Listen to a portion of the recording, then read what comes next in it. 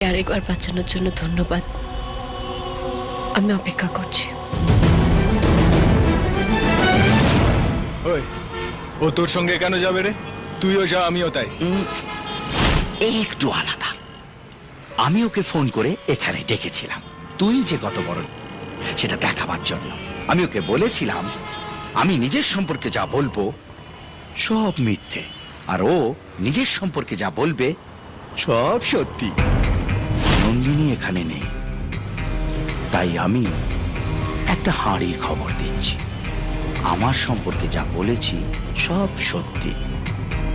তুই হারামিতে প্লেন পাশ করেছিস আর আমি অনার্স নিয়ে।